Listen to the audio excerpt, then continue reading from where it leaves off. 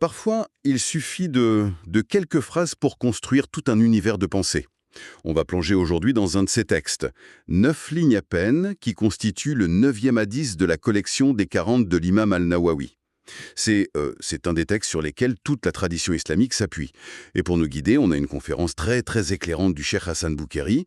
La mission, si on veut, c'est de comprendre pourquoi ce petit paragraphe est vu comme une des règles majeures de l'islam et ce que ça veut dire concrètement. Absolument. Et le texte, même en français, il est d'une limpidité totale. Le prophète Mohammed dit « Ce que je vous ai interdit, évitez-le. Ce que je vous ai ordonné, accomplissez-le autant que vous le pouvez.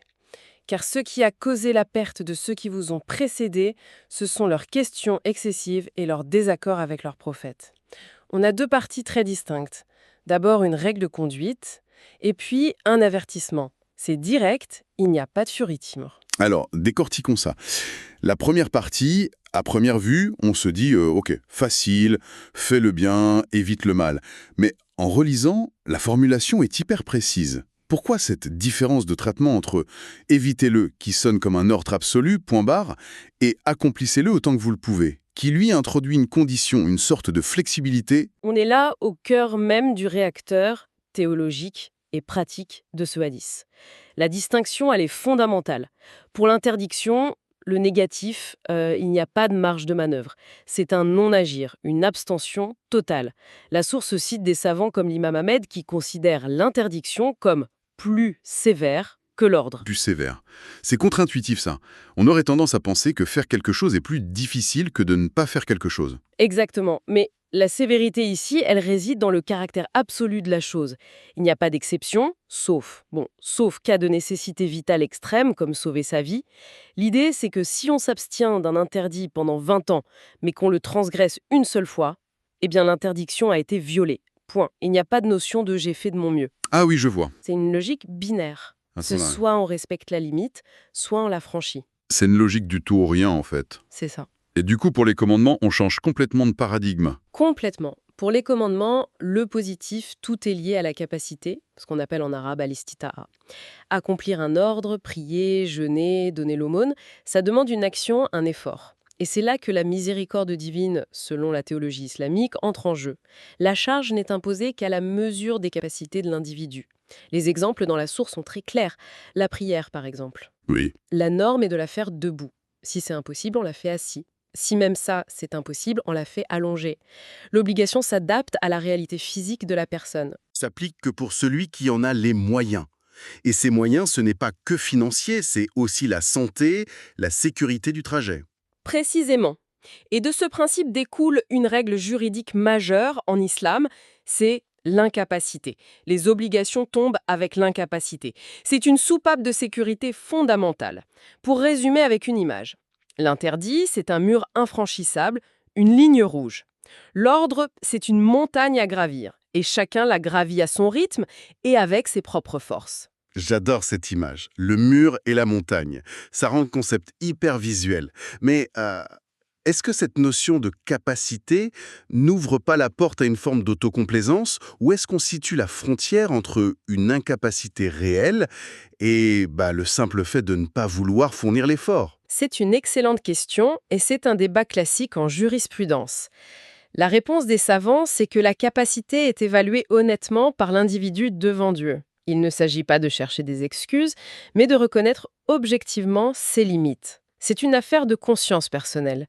Le principe est là pour alléger un fardeau, pas pour offrir une échappatoire. D'accord, La miséricorde ne doit pas devenir un prétexte à la paresse. je vois. Cette idée de miséricorde, de souplesse dans les commandements rend la suite du hadith encore plus percutante. On passe d'une règle pleine de réalisme à une mise en garde, très sévère contre les questions excessives. Qu'est-ce qui a bien pu provoquer un avertissement aussi fort? C'est là que le contexte historique donné par la source est essentiel. Ce hadith, il n'est pas né dans le vide. Il a été prononcé lors du pèlerinage d'adieu du prophète. Un verset du Coran venait d'être révélé, instituant le Hajj comme une obligation. Le prophète a transmis cette information à la foule, et là, un homme se lève. Hmm. Et il demande quoi? Est-ce chaque année au messager de Dieu? Et la réaction du prophète est fascinante. Il ne répond pas tout de suite. Il marque un silence. Questions excessives. Il fait donc un lien direct, immédiat, entre cette tendance à vouloir trop de détails et le risque de perdition. C'est fou. Une simple question aurait pu changer la face d'une pratique religieuse pour des milliards de gens. On comprend mieux sa réaction du coup. Le message sous-jacent, c'est concentrez-vous sur ce qui est clairement demandé, faites-le au mieux de vos capacités, et n'allez pas créer vous-même des difficultés qui n'existent pas. C'est exactement ça. Le Coran lui-même met en garde contre cette tendance dans un autre verset. Ô vous qui croyez, ne posez pas de questions sur des choses qui, si elles vous étaient divulguées, vous causeraient du tort. C'est une invitation à une forme de sobriété intellectuelle. Ne pas chercher la complication pour la complication. Et l'exemple le plus célèbre cité dans la source pour illustrer ça, c'est l'histoire des Banu Israël, les enfants d'Israël et leur histoire de vache. C'est presque une fable sur ce sujet. C'est un cas d'école de l'autosabotage par la question. L'ordre initial de Dieu est d'une simplicité biblique. Sacrifier une vache. Point. La tâche est claire. S'ils avaient pris la première vache venue et l'avaient sacrifiée, l'affaire était réglée. Mais non, Mais non. ils commencent à négocier, à demander des précisions. Ok, mais quelle vache exactement? Elle doit être comment? Et à chaque question, la réponse divine vient ajouter un critère, une contrainte. Ils demandent sa description, on leur répond qu'elle ne doit être ni trop vieille, ni trop jeune. Ils demandent sa couleur, on leur répond qu'elle doit être d'un jaune vif qui plaît au regard. Ils demandent encore un détail, on leur précise qu'elle ne doit jamais avoir été utilisée pour le labeur ou l'irrigation. Chaque question rend la tâche exponentiellement plus difficile. Et au final, ils ont toutes les peines du monde à trouver cette vache ultra spécifique, et elle leur coûte une fortune. Ils ont transformé un ordre simple en une quête quasi impossible, uniquement par leurs propres questions. C'est l'illustration parfaite de l'avertissement du hadith. Envers les questions superflues, ce n'était pas juste une recommandation isolée. La source montre que c'était un véritable état d'esprit pour les premières générations de musulmans. Ils rejetaient systématiquement les questions hypothétiques, celles qui portaient sur des scénarios imaginaires qui ne s'étaient pas encore produits. Il y a cette citation de Zaïd ibn Sabit qui est tellement révélatrice. Quand on lui posait une question, son premier réflexe était de demander « Wakar ». Est-ce que cela est arrivé? Si on lui répondait non, il coupait court, laissez-le jusqu'à ce que cela arrive. C'est d'un pragmatisme total. C'est une approche très concrète du savoir. Pourquoi dépenser de l'énergie et du temps de cerveau sur des problèmes qui n'existent pas? Il y a une autre anecdote avec Ibn Umar, un autre grand savant. Un homme vient le voir avec une série de questions sur le rituel de la pierre noire à la Mecque, mais en mode spéculatif. Et si on me pousse? Et si la foule est trop dense? Et si? Et la réponse d'Ibn Umar est d'une franchise incroyable. Cinglante même. Il lui dit « Leste essi au Yémen, j'ai vu le prophète la toucher et l'embrasser ». Le sous-entendu est limpide. La pratique a été montrée, elle est simple. Si tu as l'intention d'agir, agis. Si tu n'as pas l'intention, arrête de compliquer les choses avec des scénarios qui ne servent qu'à justifier l'inaction. L'Est et Essi au Yémen. C'est tellement direct. J'imagine que dans notre culture où on analyse tout à l'extrême, une telle réponse serait presque perçue comme brutale, alors qu'elle est en fait un appel puissant à la simplicité.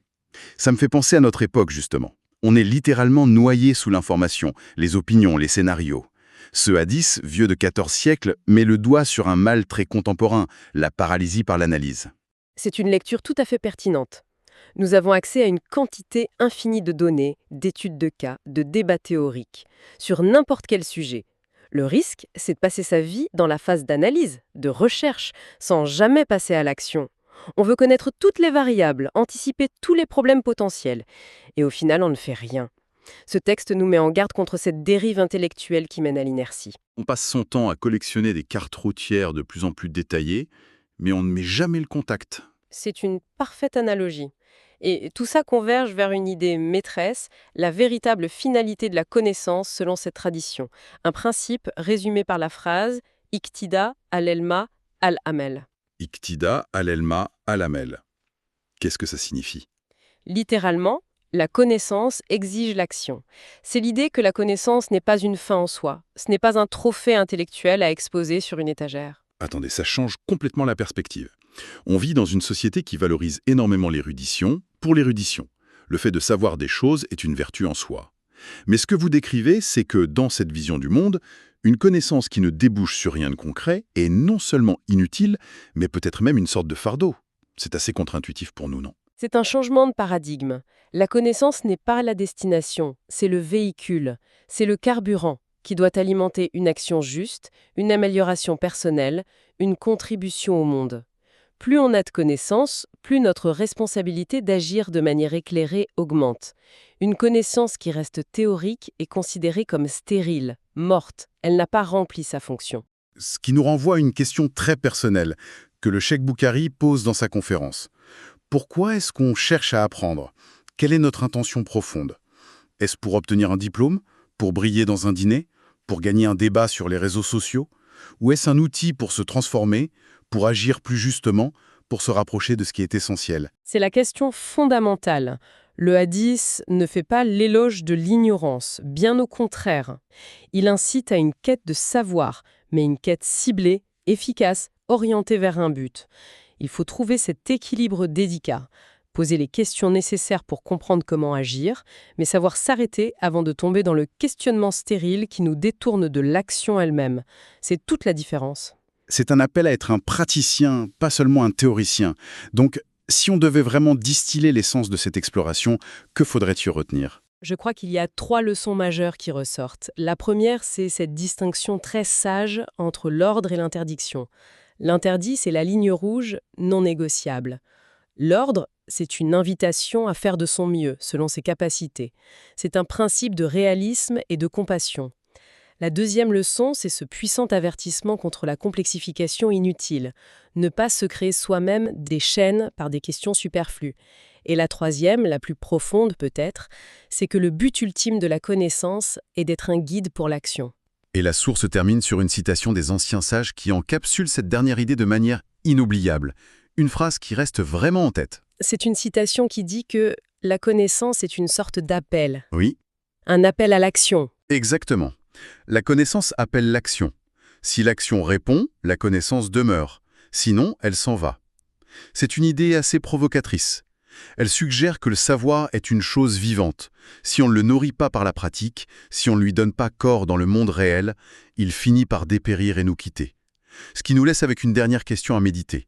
La connaissance que l'on accumule chaque jour, est-ce qu'elle est vivante et active en nous, ou risque-t-elle simplement de s'évanouir, faute d'être mise au monde par nos actions ?